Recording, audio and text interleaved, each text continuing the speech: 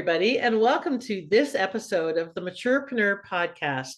I am your hostess with the mostest, Jeanette Anderson, and today I have the fabulous Senthil with me, who has a really long last name, Subramanian, or something like that I am butchering, no doubt. But he's joining us from Australia, which you might not guess.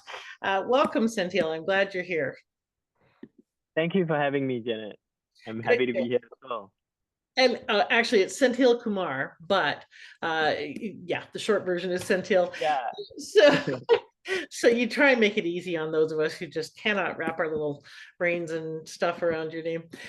So I'm going to, as always, introduce Senthil in just a moment.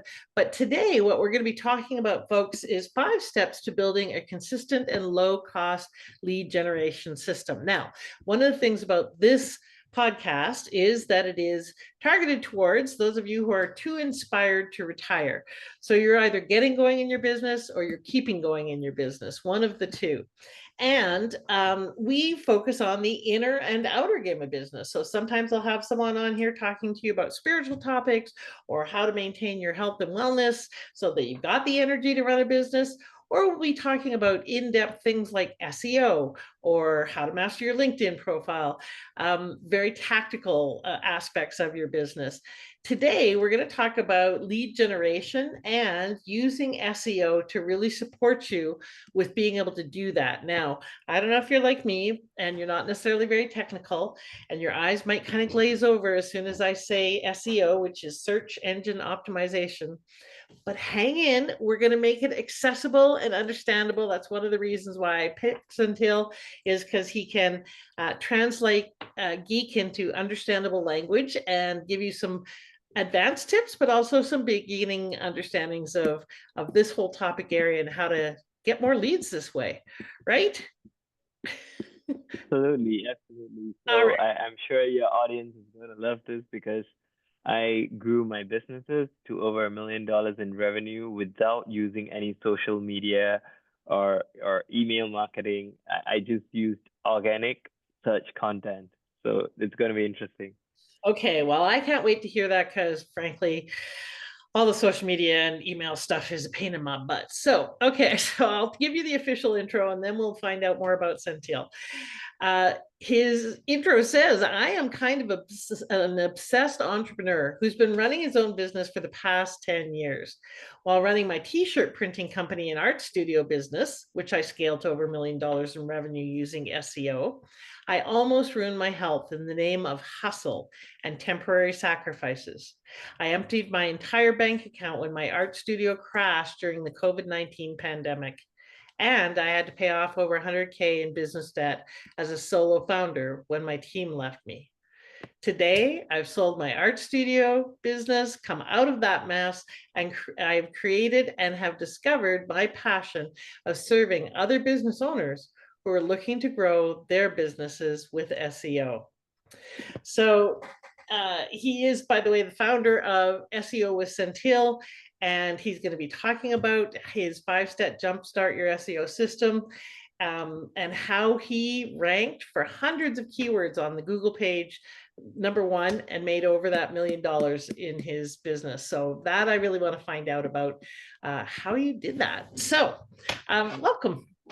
That was a long intro before you got to say much. Exactly. It has been a long entrepreneurship journey full of ups and downs as well.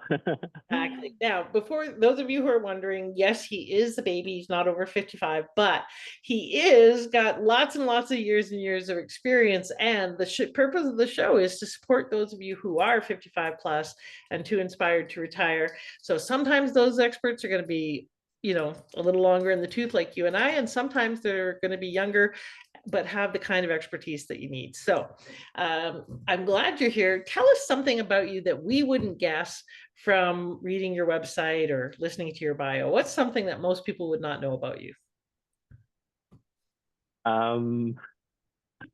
That's interesting. That's an interesting question. I think I have one that probably nobody will know about me, is that I used to act in stage dramas, like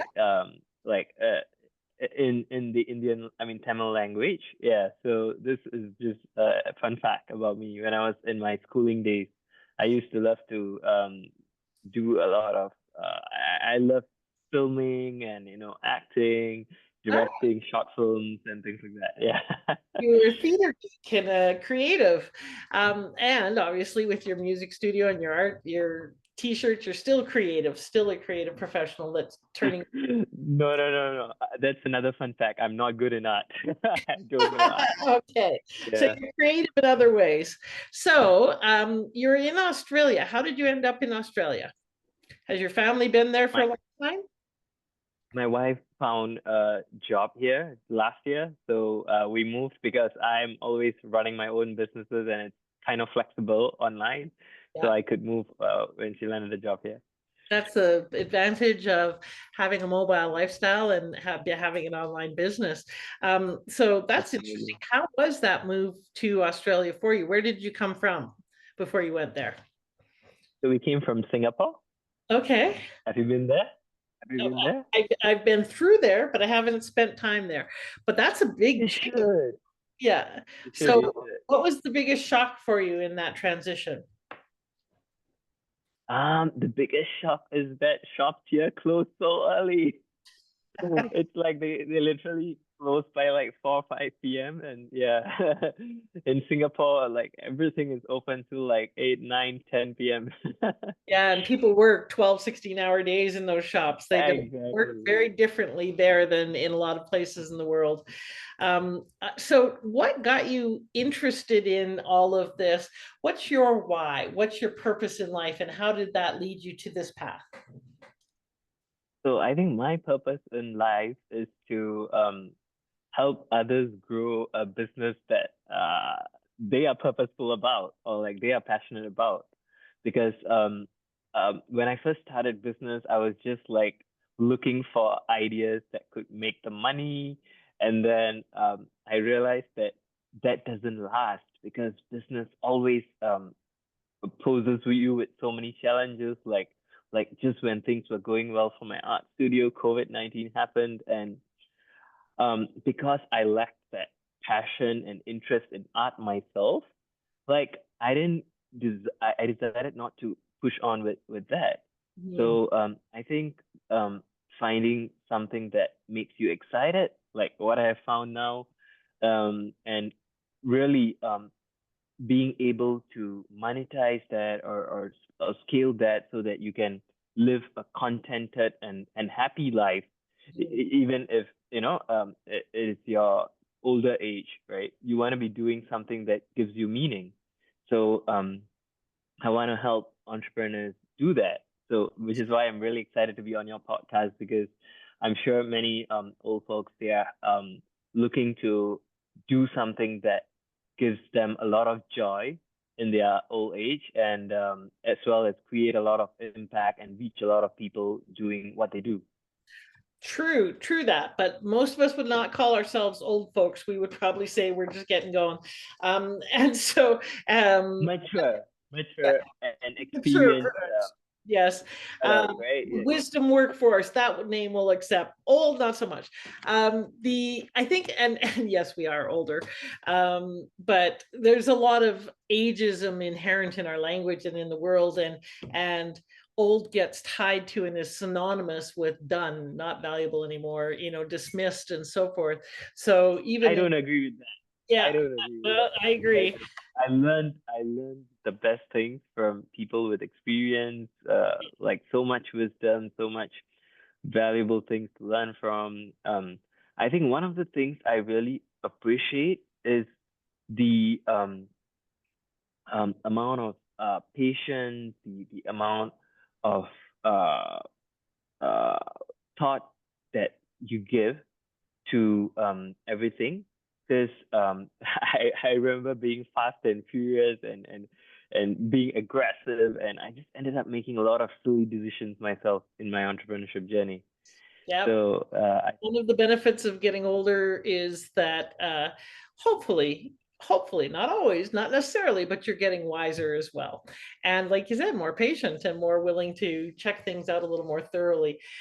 And sometimes we lose that, fire in our belly, which is why I'm really committed to, like you, to supporting people and being passionate about what they're doing. Again, so let's talk a little bit about, we'll just dive right into SEO and lead generation and how to grow the business and so forth. Now, you've said that you grew your business just using organic SEO. So first of all, explain to people in lay terms what SEO is. What does that mean and how does it work? So when you want something, you go to Google and you search.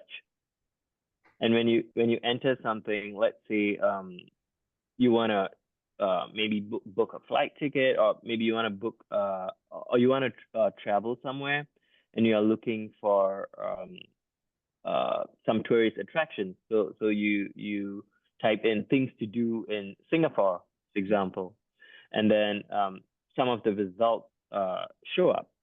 So the top results, sometimes they would say sponsored. Mhm. So these are ads, advertisements, and below sponsored, you will see other websites that are showing up for anything you search for on Google. So if you do your SEO well, the better you do your SEO, it's called search engine optimization, the higher you will rank in these organic listings. Mhm.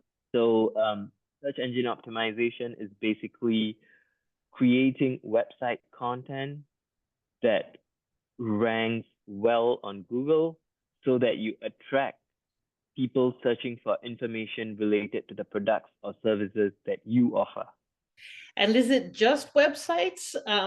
So does my YouTube channel come into play? Does my LinkedIn profile matter? How does any of that relate to SEO or just my website? So the core premise of SEO is still your website. And I focus mainly on SEO using Google search. So it goes back to your website. Of course, people say that, oh, you want to be ranking for searches on YouTube as well, but that's a whole completely different topic. Yeah, but Okay. there are a few integrations between like these platforms, which I can share more about later as well. Okay. Because so for instance, I'm wondering, I've got my Maturepreneur podcast, I've got my Maturepreneur network. Podcast is on podcast platforms, not on a website. Um, but the network is on a website. So if people are searching for me, do they find everything, or is it only things related to a web page? That's what I was curious So about. if I were looking into SEO for what you just said, what I would do is I would look at the keyword research. I'll see what people are searching for, whether they are searching for podcasts in your niche, in your area, and I will write an article Mhm. with all the podcast episodes, or I'll just put it on my website page. All the podcast episodes, the different guests I've had, a short excerpt about what each of the guests spoke about. So when people search for something related to this on Google, if you do the SEO well, then there's a chance that this content piece comes up, and then from the content piece, then they can go into the podcast platform like Spotify or Apple, and then listen to this Okay, podcast. so I already learned something new because I couldn't figure out how come people had podcast pages on their website, aside from just here's my podcast, but it actually helps with the rankings and the SEO. Yeah, And that's why they get all those extra keywords in there because they've got it on their website, their podcast page. Um, absolutely. so, so for many people, the phrase search engine optimization sounds intimidating enough.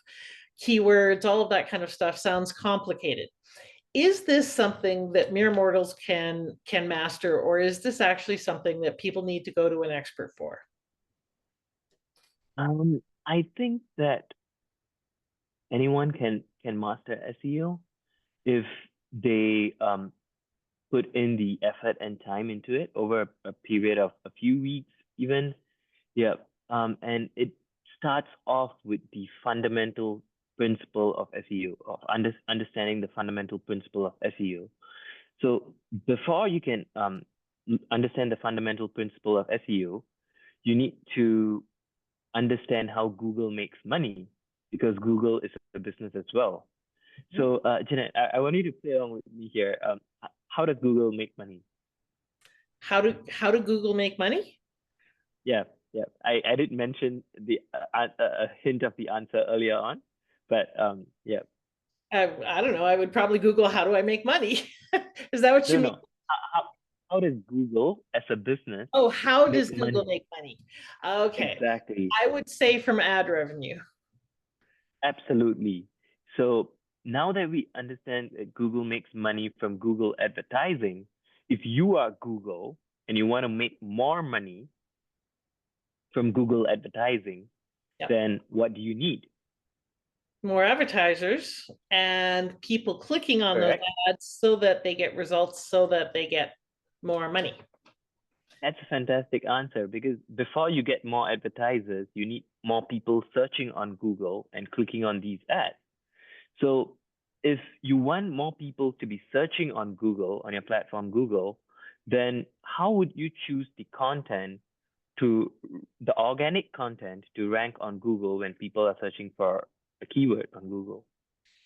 Well, if I'm Google and I want to serve up results, I probably want to serve up qualified, good content that is going to be credible, and so has good content, but also is structured and set up properly so that my algorithm can find it.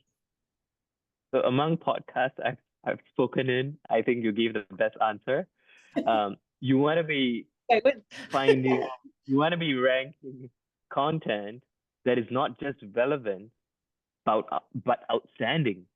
So people searching for something, if your content makes them go, wow, this is exactly what I wanted. The content is relevant, it is interesting, it has, pictures in it, it is scannable, it is well formatted, the website looks neat, then um, Google will want to rank your website more, because it will show Google that it is showing people a result that they enjoy. And that is Google's motive, right? They want to please their customers, which is people searching on Google. Right. So if you understand this fundamental principle, it unlocks a lot of things in SEO, and makes SEO so much simpler. So most people who are ranking at the top, of course, so sponsored ads and the ads in the column on the right, those are all paid ads, right? How, Exactly. because that's a whole different thing. That's not organic search, that's paid search. Um, when should people think about using paid search? What stage should they be at, or where should they be at in their business to before they even contemplate paid search? I think that they should be making at least a couple of $1,000 every month, because um, you're going to be spending on the search, and they should also know, once they start spending on the search, if they should know the conversion rate, meaning that if I'm spending $100 on ads, then am I getting $500 or $800 in revenue back? So they need to make sure that this is profitable. So I think before spending on ads, you need to have some baseline revenue, and you need to be really good with your finances to know that whether what you're spending is profitable to you, and at what ratio, like how much you're, like, let's say you're spending $100, are you making $1,000 in revenue and maybe $500 in profit? You need to understand these numbers really well before you spend on ads. Okay, and so if because we've got two audiences here largely, those who are just getting going, maybe transitioning from being a lifetime employee and exploring entrepreneurship, or moving into it, or starting a side hustle, or maybe starting a full-time business but might be new to it, and those who are keeping going, those who have been in business for a while, and are likely scaling up and growing.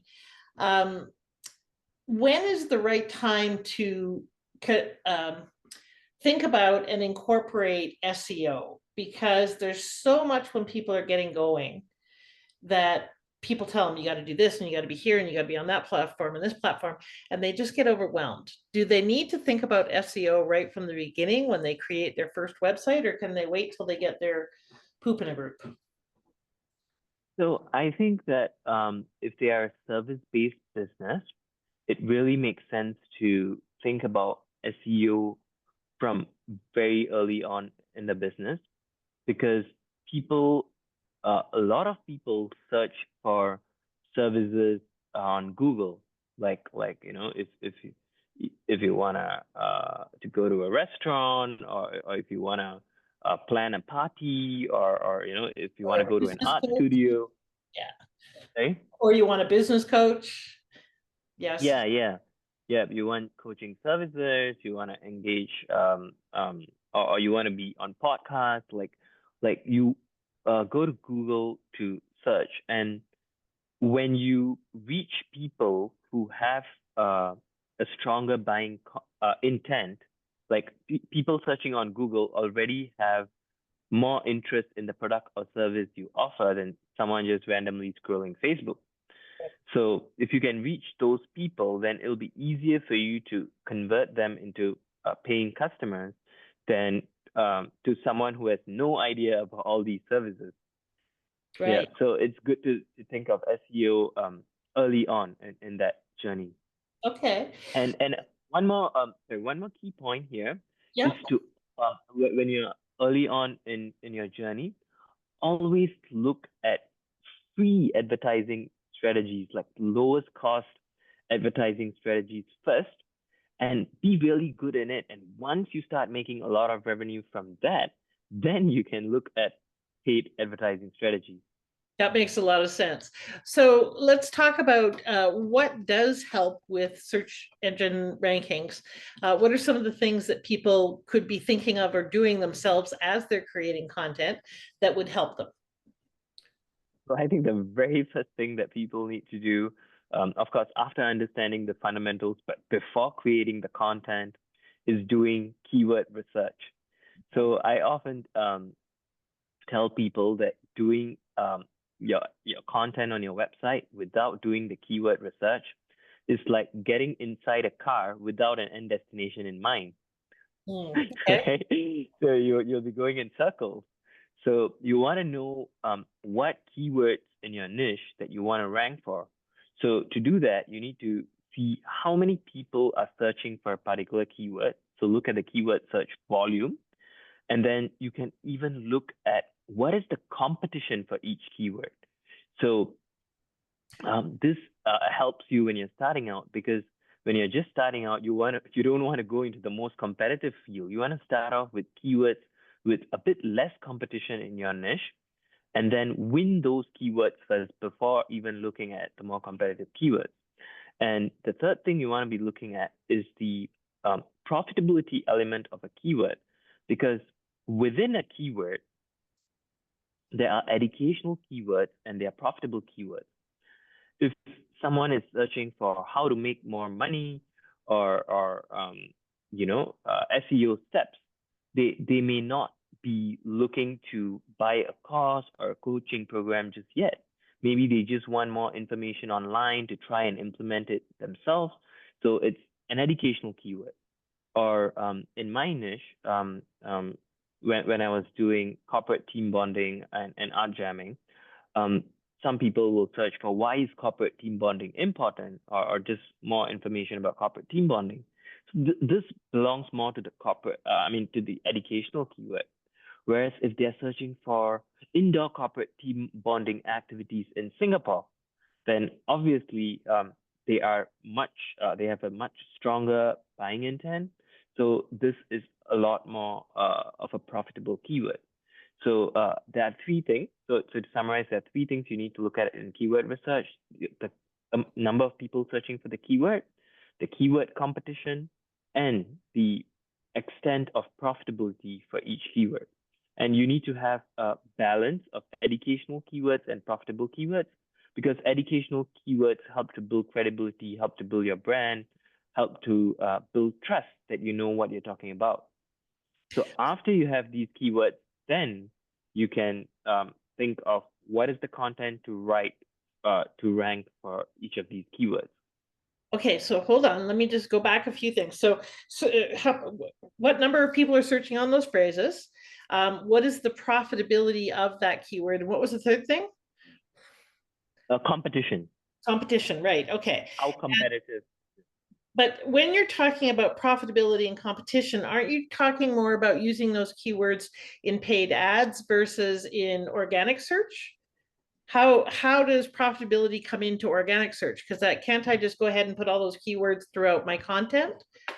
So, so what I'm saying is that when you're picking keywords, you need to understand whether this keyword that you're trying to rank for is going to bring you money. Like you need to understand that end destination, right? So people might do SEO and then they might think, hey, why am I not making money even though I'm ranking?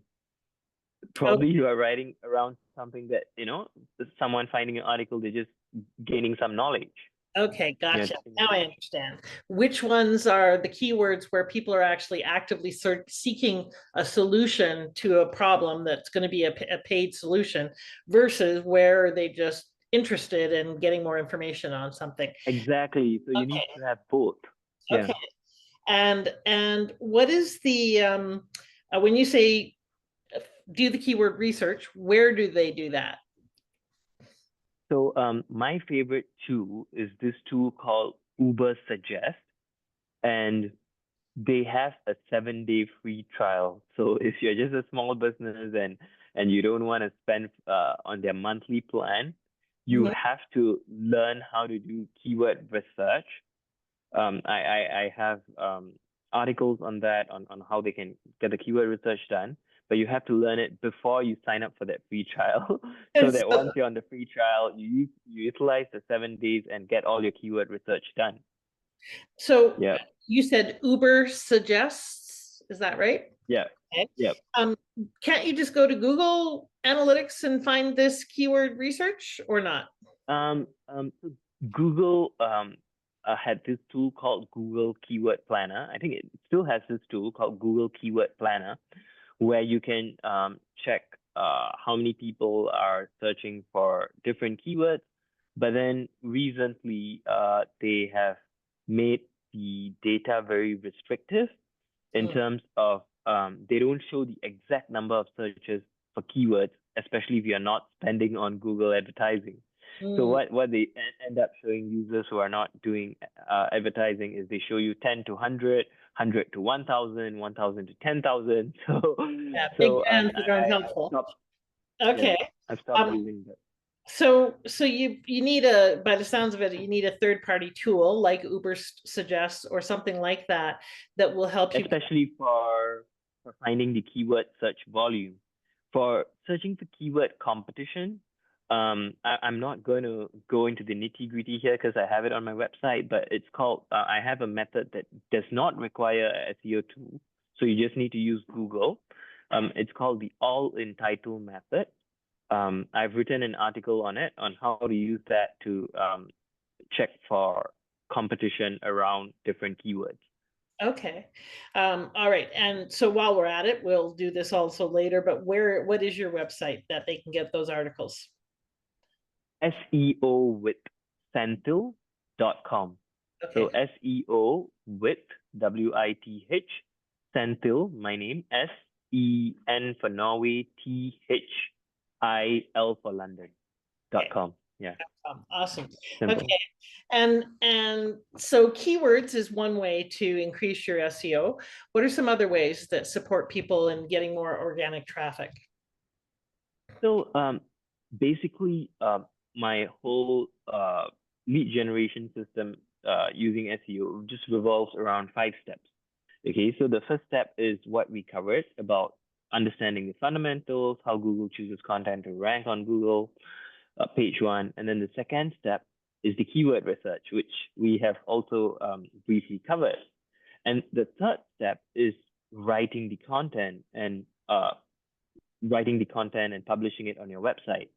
And a lot of business owners and even SEO agencies sometimes they underestimate the importance of this step, even though it forms such a huge chunk of that fundamental of SEO, the fundamental principle, where you want to be writing outstanding content that appeals to that person searching for that keyword. So you really need to understand that person searching for that keyword and give them what they want in your content. And you also need to be looking at your competition who's ranking for the keyword and see what is it that they're doing well that you can take inspiration from, and what is it that they are missing that you can add into your content to give it that extra boost. So the third step is planning your content, and of course creating it after you come up with a very good plan of that these are the article topics that I want to come up with, and my article topics will be differentiated from my competition, as well as address the needs of people searching for the different keywords. And then you come up with article structures.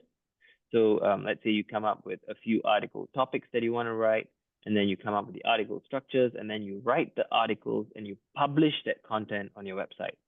So that is the third step. And then the fourth step, it's called on-page optimization. Sounds very intimidating, I know, but it just means making tweaks on your website in line with Google's best practices. So one of the great things about this step is that many of these tweaks are already inbuilt into many website builder platforms, be it WordPress or Kajabi or Shopify. For example, one tweak that I can think right at the top of my mind is making sure your website is mobile optimized. Nowadays, most websites are mobile optimized. Another thing that you want to be watching out for is, for example, making sure that your website doesn't take too long to load, because if it takes ages to load, people are just going to get frustrated and leave your website. So after you make these tweaks, so you need to know what are these tweaks that you can be making, and making these tweaks. The last and final step is to attract backlinks or build backlinks from other websites to your website. So backlinks, in other words, I call them as referrals. You want to be getting referrals from other good quality websites to your website. You don't want to be getting these referrals from other fishy websites, right? So refers to summarize.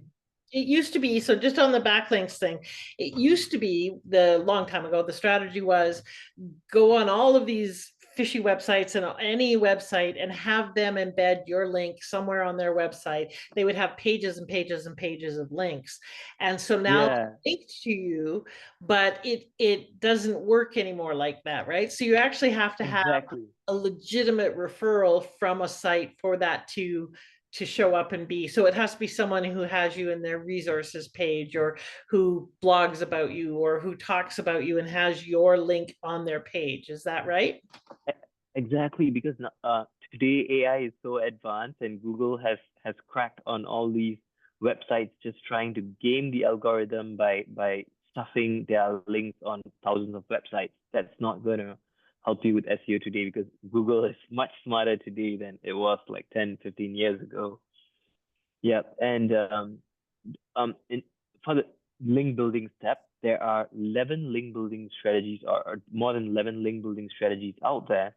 And you want to be identifying link building strategies that are suitable for your business and your industry.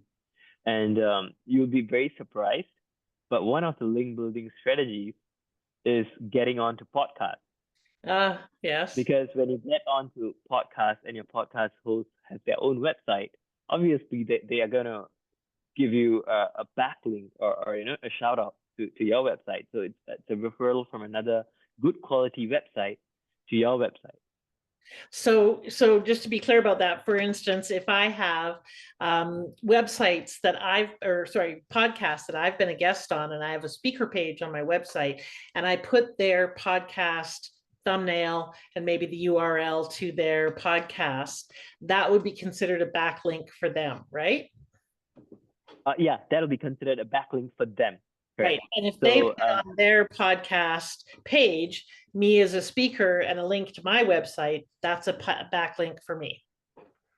absolutely, Okay. you're picking things up really fast. Okay, Yeah. this is good because now I know that, okay, the additional benefit of being on podcasts is that it helps with my SEO, which I didn't know because I didn't know that that was considered a backlink. So that's cool. Yeah. Um, Yeah. But that is of course assuming that your podcast host has a website of their own. Yeah. yes. And they have to put my podcast or my podcast episode and my links and stuff on their website. It can't just be on their Apple's platform or their, Podbean or whatever. Exactly. Okay. Exactly. It's interesting. So that helps to know another reason why it's important to see if they have a podcast page on their website, and for me to get one on mine as well, because that makes it more valuable for people being on my podcast for them, because then they get a backlink. Yeah. Okay, cool. I understand that now. All right. So this is fascinating for me, y'all. I don't know if you're learning anything as we're listening here, but I hope so, because this Yeah. Yeah. this is all things that are some of the subtle nuances of how to get around the working quite as hard and working a little smarter. Like I've got a person that I exchange coaching with, and she has been all over her SEO. And so now she is starting to get inquiries from organic Google searches. She's got a Google My Business page and she has done SEO work. And so now people are finding her on Google.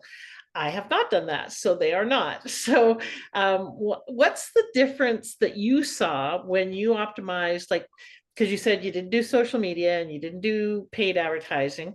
So, when you grew your business, how long did that take for you to actually start seeing results just from SEO? So that's a great question. So when I was fully focusing on um getting my website optimized, um for the keywords that I said were less competitive, Mhm. they could rank in as little as 3 to 4 months after I put out that outstanding piece of content.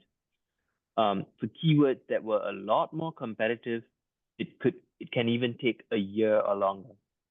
Yeah, so it ranges anywhere between I would say 3 months to a year after you have put that content and made those tweaks required and you know started attracting those backlinks. But to be honest, if your content is great and if you identify some keywords that have very limited competition, you might even start ranking before you have many backlinks coming in. One of my clients, he started ranking on Google page one, like even before he started beginning a lot of his backlink building strategy. So let me understand that whole the competitive keywords, because so let me use me as an example. So maturepreneur is not a word that a lot of people use, so they're not searching on it. Um, but I do want to be number one ranked in on that word. And by the way, I'm pretty much all over page one on that. But let's say people search, I'm going to assume senior entrepreneur is probably a highly competitive search term for this market. Would that be true? Like people would be searching on senior entrepreneur or senior entrepreneurial. So that's why I say that it's always very important to use this Uber suggest free trial tool. Use the 7 days they have to go and check the keywords in your niche. So if I were you, I would go into Uber suggest. I would search for things like so this is where a bit of experience comes in, because when you're in a certain niche, you need to know what is the keywords that you're going to input into Uber suggest. So I would input things like entrepreneurship for senior citizens, or how to grow a business. But the thing is that you have to note here that someone who is young and someone who is old may still be, I mean, who's senior, sorry, someone who is senior Older, may, older is good. older, and Yeah. someone who is older may still be searching for, say, how to grow a business. They may not be searching for how to grow a business as an After, older entrepreneur, yeah. right? So if nobody is searching for how to grow a business as an older entrepreneur, and you're writing an article around that, then that is exactly why I say keyword research is so important before you begin writing that content. So you might be wanting to look at other keywords. Maybe you want to be looking at community of entrepreneurs, or senior community of entrepreneurs, business communities for um, entrepreneurs. You want to be looking at different things and seeing which angle um, that you can get in at to attract your target audience. Okay, but so for instance, let's say how to start a business is a top keyword that I'm sure is super expensive to buy in terms of ads, but couldn't I put how to start a business throughout all of my content and therefore have that content rank higher? So that's why I spoke about the competition, because how to start a business is something thousands of people, coaches, course creators, all of them want to rank for, right? Because Yep. they want to teach people how to start a business. So if everyone is writing content around that, firstly, it gets very competitive. Secondly, you need to have something in your content that makes you stand out from what is already out there.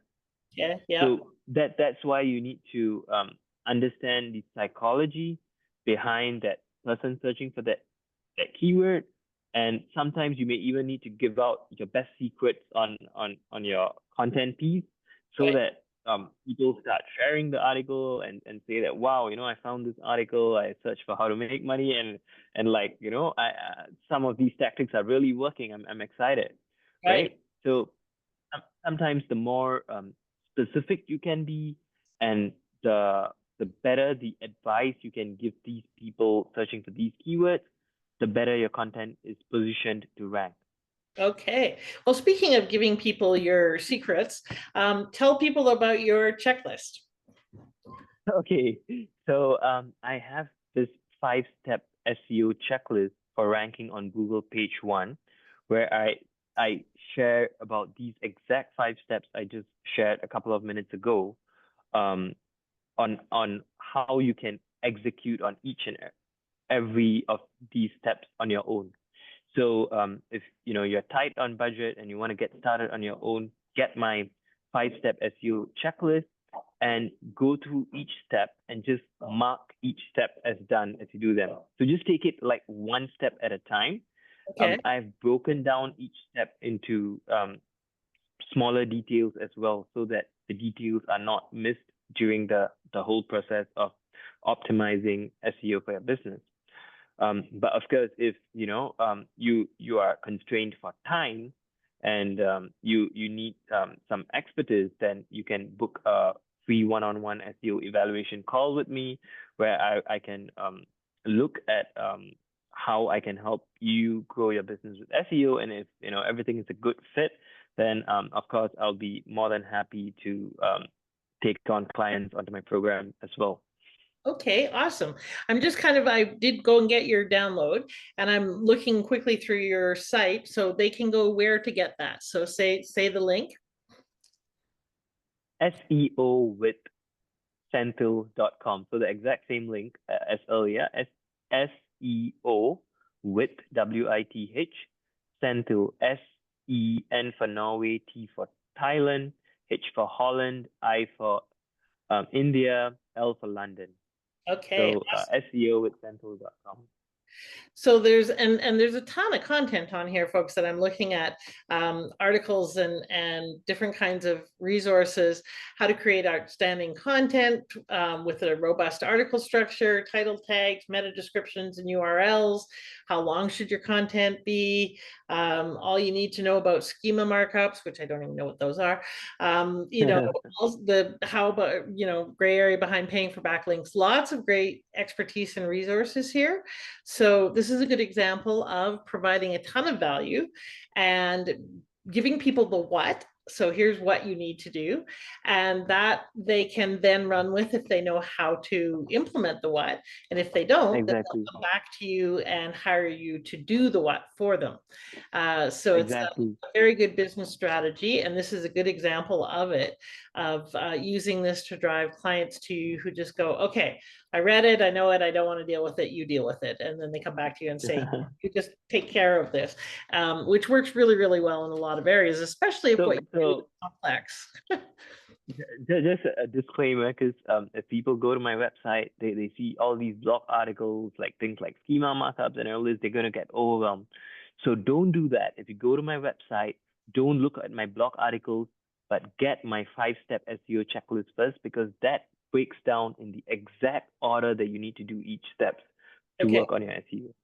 awesome. So you don't want to be getting confused and thinking of schema markups when you don't have the keyword research yet, or when you don't have that article yet. Okay, Yeah. awesome. And I love that you got a couple of articles with Alex Hormozy, who is one of my favorite people and authors. And I was going to reach over and grab his book, which I thought I had right there, but it's some books. Okay, so Senthil, what now? People might be just like going blah, with all of this. So you obviously can support them with doing some of the implementation and doing it for them, um, and you've got like an agency that helps them with that, right? Is SEO something that we have to do on an ongoing, forever basis? Like, can you do it once and be done? Do you have to kind of upgrade it once in a while? What's the scoop with maintaining?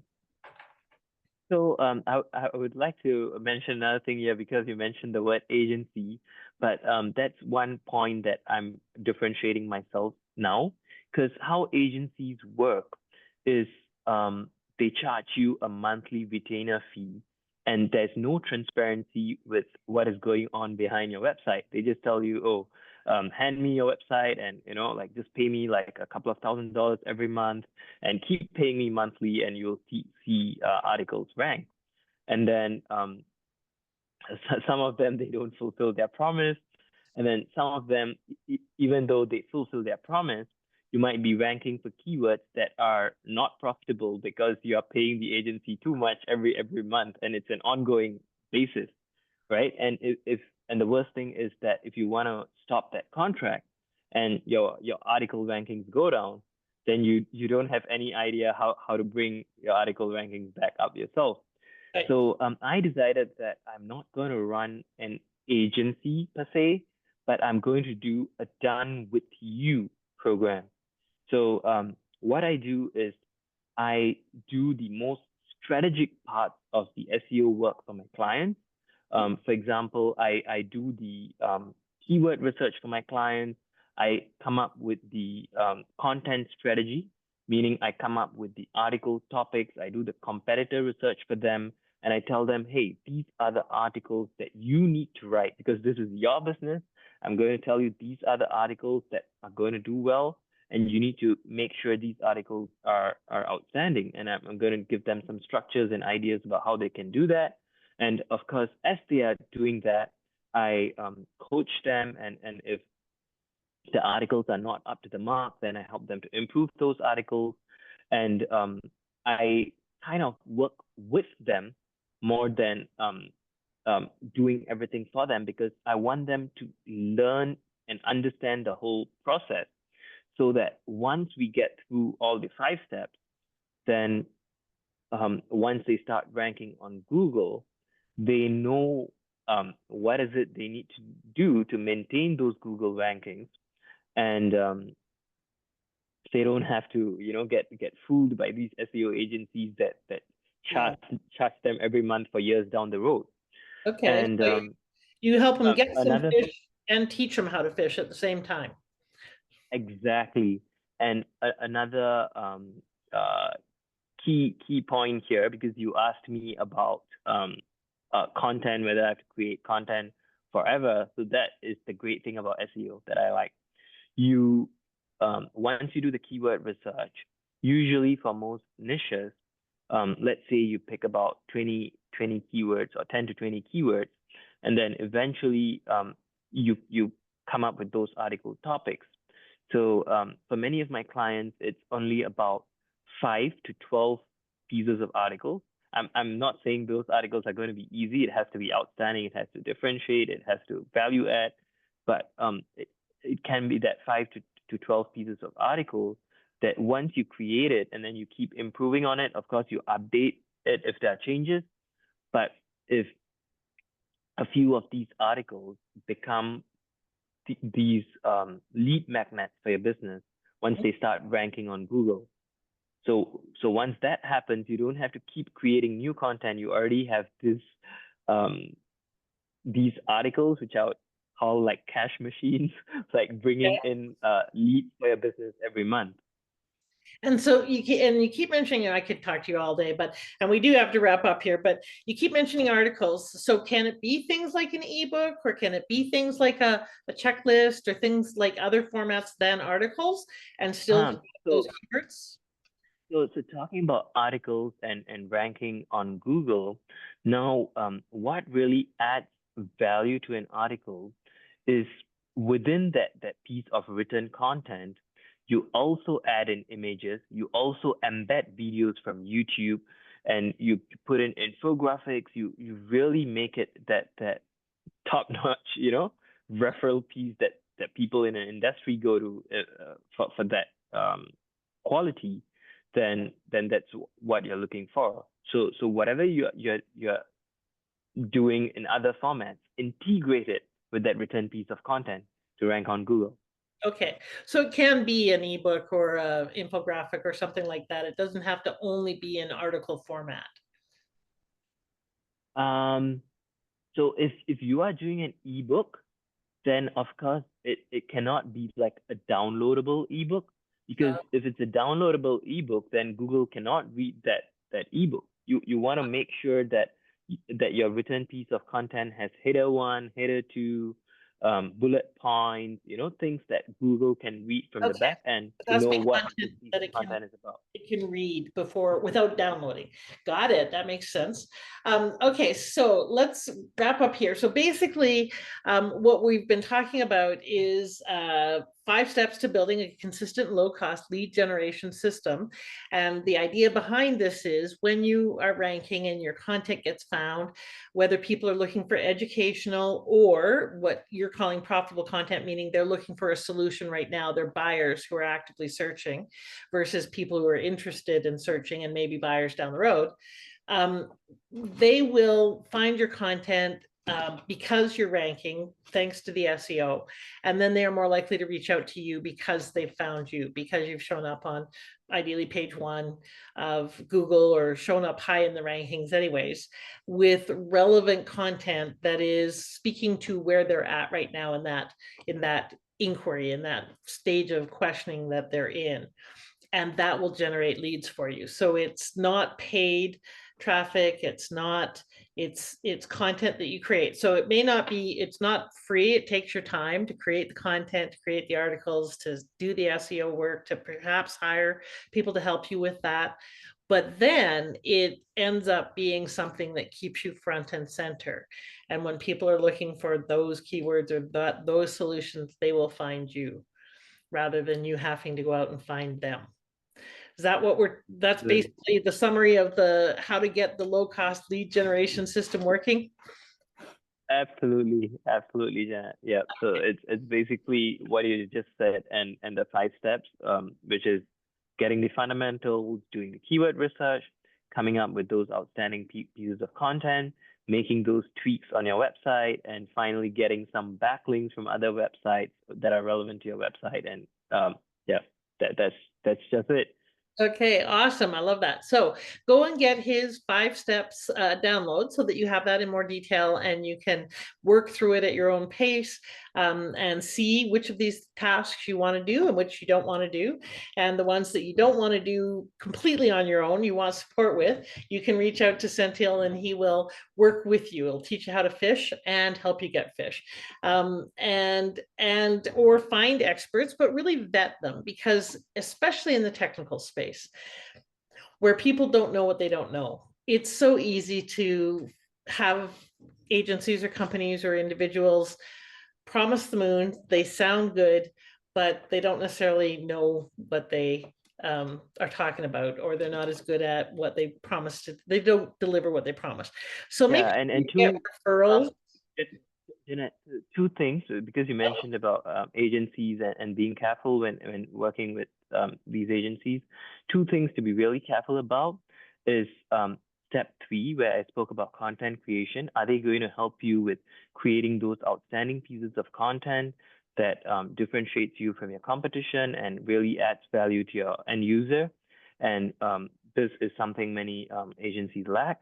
And another thing that you want to be really careful about is where they're getting the backlinks from, Yeah. because you don't just want them to just throw some backlinks from their own websites and that's it, right? Like you want sustainable backlinks and good quality backlinks Yeah. coming in for you in the long term. So you need a strategy for that. Well, and I think it's like you said, it's like a referral. And if the referral is low quality referral, you're going to get low quality introductions. So you want high quality referrals where the people coming to you have been specifically referred to you for a reason. So that makes a lot of sense. I haven't heard of backlinks as referrals, and that makes a whole bunch more sense to me about the whole thing. So thank you so much for all your time and your passion for this. You can tell that you love the topic and love diving into the deep end of this tech stuff. Um, that's good. We need people like you who love doing this, because I don't. So we need people who will do the things we don't love, like bookkeeping, like SEO, like web design, etc. And we need to bring those people into our world so that we can get the things handled that are not our area of expertise. Don't try and be a jack of all trades and a master of none. There are some things where it really does help to get expertise, and this is one of those areas. So thank you for listening. I hope you had got some good takeaways from here. Even if there's only one thing that you thought, okay, I'm going to go apply that, go apply that. Do that thing. It will help you move your business forward, help you get more leads, help you be seen and heard more. And it's important for us to get your voice out into the world. So, and your message and your solution and your skills and your talents and all of that. Senthil, is there one last thing you want to leave everyone with? I think it's exactly what you said. Don't let anything stop you, and just go and take that one piece of action. Get started today. Download my checklist, and I'm open to feedback as well, and start implementing. And I'm sure that with time and consistent effort, with the patience and with resilience, you will get to where you want to go. Awesome. That's great advice in business in general, especially for those of us who are not very patient.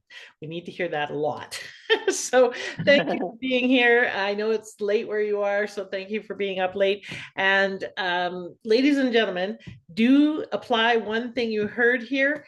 And as Senthil said earlier, it really helps to be in a community of people that will support you in keeping going and getting going and being the difference that only you can be. So I really, really want to invite you. I want to exhort you. I want to, that sounds like such a rude word. I think it's the right word though. I want to encourage you to check out maturepreneur.world.